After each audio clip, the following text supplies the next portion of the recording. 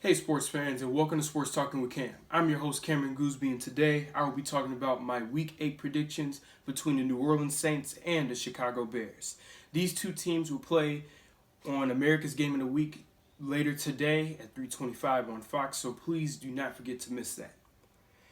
Now, heading into last week, the Saints, they defeated the Panthers by a missed field goal by Graham Gano. It was a 65-yard attempt. It was a really long field goal, and he missed it. And they escaped that game with a victory.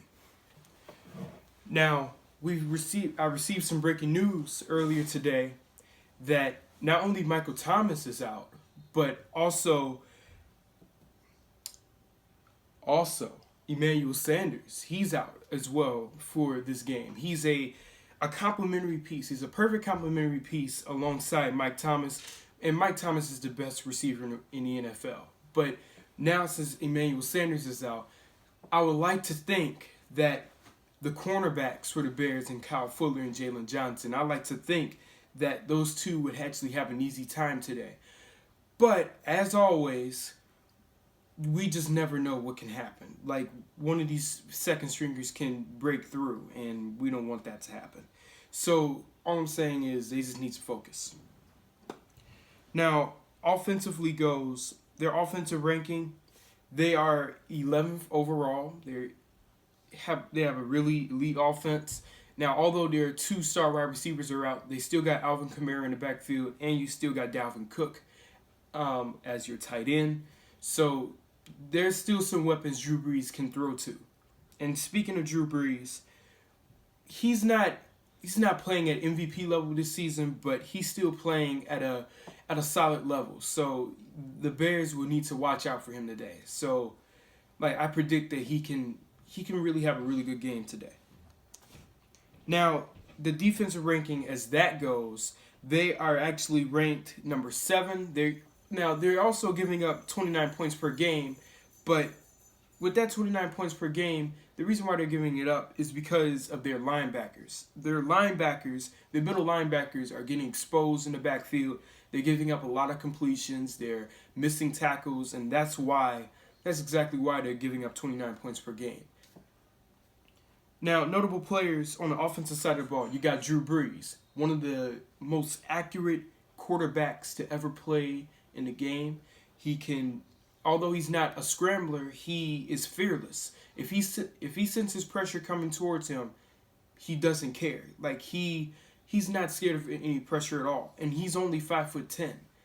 So with Drew Brees, you really have to force him to make mistakes. If you force him to make mistakes, then that'll give any team a good chance to win. But it's not really likely that he makes a lot of mistakes. Now, next, we got Jared Cook. He's a possessional threat in the end zone, someone who can catch a lot of balls down the field, someone also who can block and make protection for Drew Brees as well. So, he's a really good tight end. Now, Alvin Kamara. Now, he's a bit of a hybrid. And in my opinion, Alvin Kamara, he's a running back, but he also lines up as a wide receiver as well. When he lines up as a wide receiver, he's really dangerous. He's really dangerous at that position. He's really fast. He's someone who can also make protection for Drew Brees. And if you let him loose, then he's gone. That's Alvin Kamara for you. And then we also have the best offensive tackle duo in the league in Ryan Ramczyk and Terron Armstead. These two can provide protection as well for Drew Brees, and they can provide good run blocking. So really, this is the best offensive line in the NFL with these two offensive tackles, and they're ranked number 1. So that is why exactly they're really tough. They can stand up against any pass rush. They can stand up against any run-stopping defense. They're really good offensive line. Now, defensively, you got Cam Jordan. Cameron Jordan is a handful on the defensive side of the ball. When I say a handful, this man can wreck the game for any offense. Like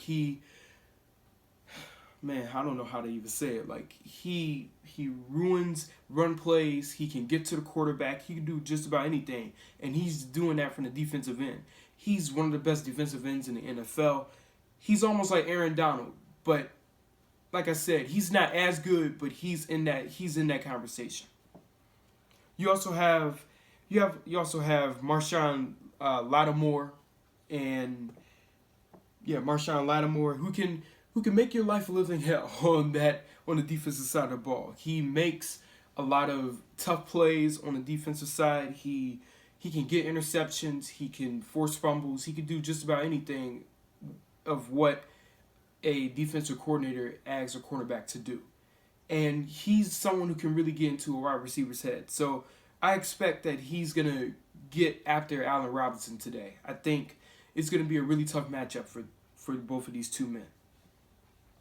Now also you have Demario Davis. He's a linebacker, but he's someone who can also can pass rush. He can get interceptions. He can force a turnover anytime down the field, and he's just really disruptive. I strongly advise that you stay away from him at all costs, because if you are near him, then you really have to protect the ball around you. He's really that good at forcing turnovers. And then you also have a really good safety duo. You have Malcolm Jenkins and Marcus Williams. Do not throw the ball near them. That's all I'm going to say. Do not throw the ball near them. If you throw the ball near them, they're going to get an interception. They're just going to force a turnover. They can do just about anything. Like I said, they cause a lot of mishap in the open field. So, like I said, do not think about challenging them, because then, well, they're gonna make you screw up. Now, the only concern for this defense, like I said, is the middle linebacking position. You have Alex Anzalone and Kiko Alonso. These two, like I said, both got exposed in the backfield. They give up a lot of yards, they give up completions, and they give up a lot of runs. And that's the reason why the Saints give up a lot of points. I don't really need to emphasize my point there. I already just did. But these two, if the Bears want to win, you have to get these two on you. If you get these two on you, they're slow, they're not athletic, they're just not. I'm not saying they're not that good, but are they elite level? No, that's their weak spot of the defense. Oh Lord. Now, for the Bears, they lost on Monday Night Football terribly by a score of 24-10. Although they only lost by 14 points, the offense simply could not get it going. And the only touchdown, God, I'm embarrassed to say this, the only touchdown they got from the game was from a defensive score. So really, in reality, the Bears scored 3 points. Let's get it right. They scored 3 points, not 10. Because guess what? Defensive touchdowns do not count towards offensive touchdowns, in my opinion. So, literally, this offense could only put up 3 points. And it was just a piss poor effort the whole game. One of the worst games I've seen in a long time for the Chicago Bears. And, oh Lord, this team, they're ranked 29th in offense. And literally, they're not getting no points in the end zone. They're not making accurate throws down the field. The quarterback play is completely inconsistent. And the offensive line is just, God, it's horrible. I can't even watch that offensive line. They're not agile. They don't move their feet. They're really soft. And they can't protect anything. They can't. Now, speaking of the rushing game. Oh, God. You're averaging, for David Montgomery, he's been struggling. Okay, I get that. But can we please put part of this struggle on the offensive line? Because if I'm correct, the offensive line is supposed to help with the run game. Let me give you this stat. The Bears are averaging 2.7 rushing yards per carry during these last 4 weeks. 2.7. That's not winning you football games at all. The offensive line is just, God, they're terrible. They cannot create holes in the backfield. They can't do anything. you know what, they're unbearable. I don't even know how to preach about this offensive line right now. They're just completely unbearable. They're trash. And then with David Montgomery, with him just running up the middle, like, I'm not saying that that's part of his fault, but the play calling, Matt Nagy running up the middle, if you know that your offensive line is not clearing holes, then why are you running up the middle? That's all. Why? Why? Why are you running up the middle? If you know your offensive line ain't doing nothing, why? And then another thing. Now, our center is out. Cody Whitehair, he's out for the offensive line. So guess what? We're going to have a new center in for the game. And I don't know who it is, but God, Cody Whitehair, the best offensive line on the team, he's out of there now. He has a sore ankle or something from Monday Night Football 2 weeks ago or 1 week ago. He had that sore ankle, and now we don't know what to expect from this new center. So, honestly, I predict that this is going to be a terrible showing for this offensive line again today. Now, as far as the quarterback play, it's really inconsistent. Nick Foles doesn't know how to be accurate down the field. He's being pressured a lot, plus he's a pocket passer. He's not somebody who's going to scramble out the pocket. He's not even, I'm not saying that he's not that good, but look at this, 3 touchdowns, 275 yards, that's good Nick Foles. And then bad Nick Foles is 1 touchdown, 1 interception, and 175 passing yards. Like, that's bad Nick Foles. So literally, we don't know if he's consistently good or bad. Literally, with that inconsistent play, we just don't know what to expect from him. And he's quite suspect. So I just don't know whether to trust him or not. Now, last thing I need to bring up, putting the 19.7 points per game for this Bears offense, they need to get that up to around 24. If they can get up to 24 points per game, then literally that gives them a better chance of winning football games. Because normally in the NFC, you can win with 24 points in a game and your defense is elite. So really, that's all they need to do. Just get more touchdowns and get some more field goals, and that's all they have to do. And just play and have better play calling. That's all they need to do, man. As far as the defense goes, they're ranked number 10 in the league. They have a lack of an interior defensive tackle. And literally, I've been saying this for the past 8 weeks by now. Sign Damon Snacks Harrison, and you haven't done that ever since.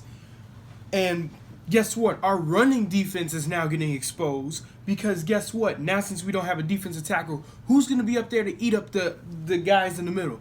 It ain't going to be Damon Snacks Harrison.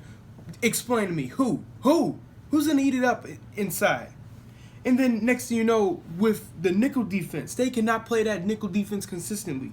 Buster Skrine is constantly, and I mean constantly, getting dusted by any slot receiver in the NFL right now. He's not fast enough, and he simply cannot play the nickel defense when you're not fast, and he's not really that fast. Also, the Bears are the most penalized team in the NFL. Akeem Hicks is the most penalized player in the NFL, and literally, we can all admit that there was a few controversial penalties and a few penalties that were just correct. But he has to stay away from the penalties, and the Bears' defense as a whole has to stay away from them penalties. And the last thing I need to go and pinpoint, they need to force more turnovers. If they force more turnovers, then I believe that the Bears will have a better chance of making a deep playoff run, because forcing turnovers equals winning games. And that goes also with the offense. The offense needs to stop turning the ball over, and the offense needs to put points on the table. Now, prediction time. I believe the Saints will win 24-14. I think that they're far too talented offensively for this Bears squad to take down. And literally, it's been shown in the past that the Bears have had a problem with New Orleans. So I don't really expect anything to be different here. And then my conclusion for the video, I would like for you guys to leave a like, leave a comment, subscribe, and hit that notification bell. And as always, go Bears.